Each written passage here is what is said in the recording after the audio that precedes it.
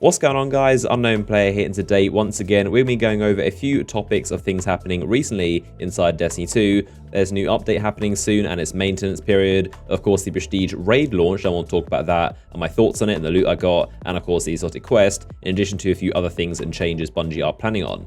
So let's begin by super quickly going over a summary of what's new in this updated version of the Prestige raid, what you get from it, if it's worth it, and my thoughts on the encounters.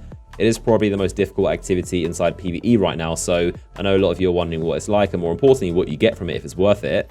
So for the Prestige raid itself, the main thing is the enemies take way more damage to kill and also do way more damage to you, so that's what makes this raid difficult. The mechanics aren't too bad, to be honest. It's mainly the adds and not having an increased power level. Also, the revive token works pretty much like trials, so if someone dies and you res them, it takes a token from the person reviving and the person being revived. So it's like Crucible, a lot more harsh, and essentially it means you have 3 revives in an encounter as opposed to 6 on normal modes. That's how dying works. I mean, it isn't as bad as hard mode where if someone dies, they're dead, but at the same time, if someone dies, of course, you can't clutch it and play on, you have to revive them, otherwise it's going to wipe you.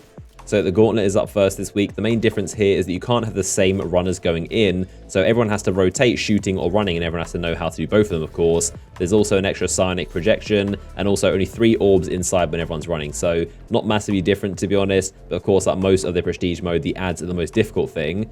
Now, the Pleasure Gardens, I would say, is honestly the easiest out of the entire raid. There are only 2 more dogs in here, so it makes sneaking around a bit more tricky, and also you got to learn new paths, but they don't have noticeably more health. So pretty similar to normal mode, get a bunch of stacks on, and you can actually melt them, so not that difficult of an encounter in my opinion.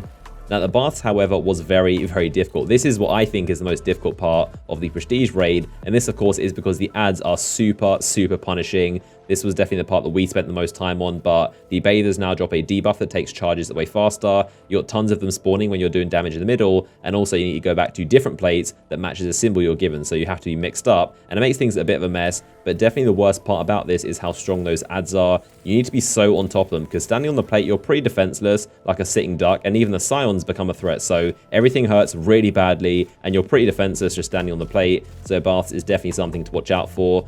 Now, Callus is actually pretty simple. Whoever punches the Scion gets teleported into the Shadow Realm and is swapped from someone who is there. So you're basically rotating, and everyone needs to be good at both the Shadow Realm and the Throne Room. Otherwise, the adds are pretty strong, but Callus is quite easy. You can, of course, still melt him down with 1 or 2 phases. So that's a super brief overview of my thoughts and how I thought the Prestige encounters were.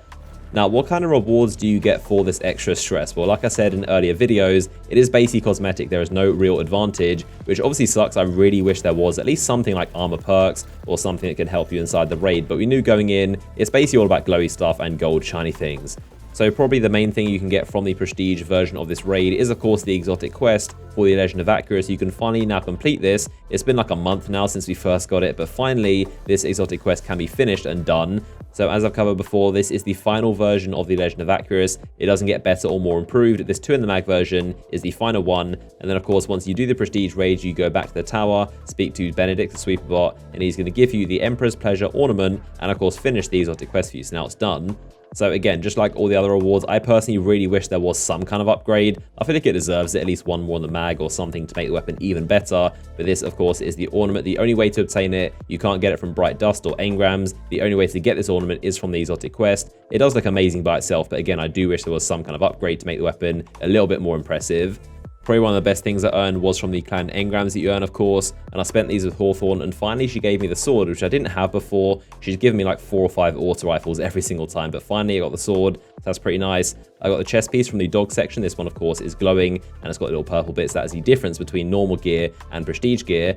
Also got the cloak from Callus. Now, this thing is weird because this is the Prestige cloak. As you can see, there is no difference at all between Prestige and normal. Not sure if it's a bug, if it's supposed to have some kind of glowy purple bits, but currently right now, the cloak has no difference between Prestige and normal, which is really, really unfortunate. So hopefully they update that and give it some kind of reason, because right now, there is 0 difference other than the yellow icon. So as well as that, of course, you're also going to get the Imperial Aura, which is a little bit different from the Trials and Nightfall ones, which are blue. So at least this one is a bit unique because it's kind of gold and orange colored. This only is going to last a week, of course. So the emblem you're going to get is this one called Glory to the Emperor. This one has no tracking currently right now, so I think they definitely need to update that and give this one the ability to track how many Prestige raids you've done, and also the other one to track how many normal raids you've done, because right now Trials and pretty much every other activity has the ability to track, yet the raid has none. So I think they probably forgot about it, so hopefully they do that soon. And the final thing is the shader, which doesn't look that great on a lot of armor pieces, especially my trial set. It looks pretty ugly, like just purple stuff smeared everywhere, but on some armor sets it looks okay. I think my favorite thing is probably the chest piece. I kind of like how it glows, but some of it looks okay, some of it is not that impressive. But for the most part, I think they do need to add a bit more incentives and more loot rewards in this, because it doesn't seem that worth it. And I'd probably just do the normal mode in future to save all the hassle. I got the main thing I wanted, being the Legend of Acris ornament. So unless you really wanted a challenge and a bunch of glowy stuff, there isn't a huge incentive to do the prestige mode. But of course, let me know your thoughts down below in the comment section. What do you think of the prestige raid, and if you're planning on doing it or not?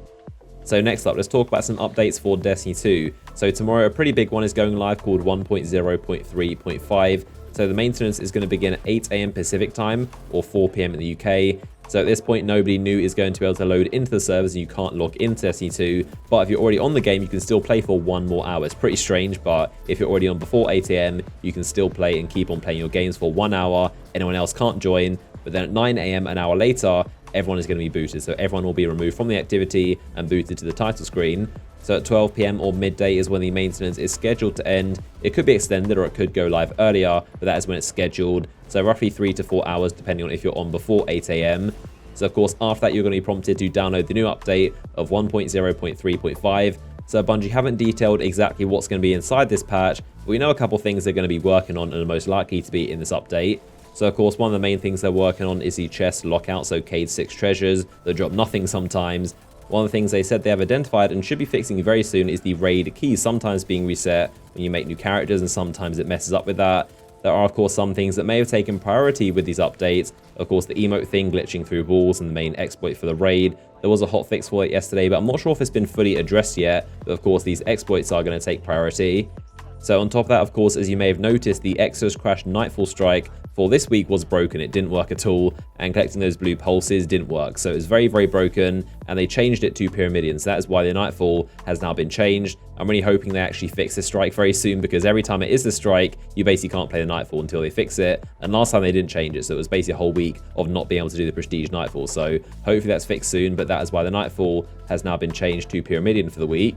But there you go, that's everything new with the Prestige version of the raid and some updates. As always, if you enjoyed the video, then a like rating down below would be much appreciated. I made a video yesterday talking about a bunch of really interesting DLC secrets and locations we'll be going in the future of Destiny 2 story. You can click the image on screen right now to watch that. But as always, I hope you guys enjoyed this video, and I'll see you guys in the next one.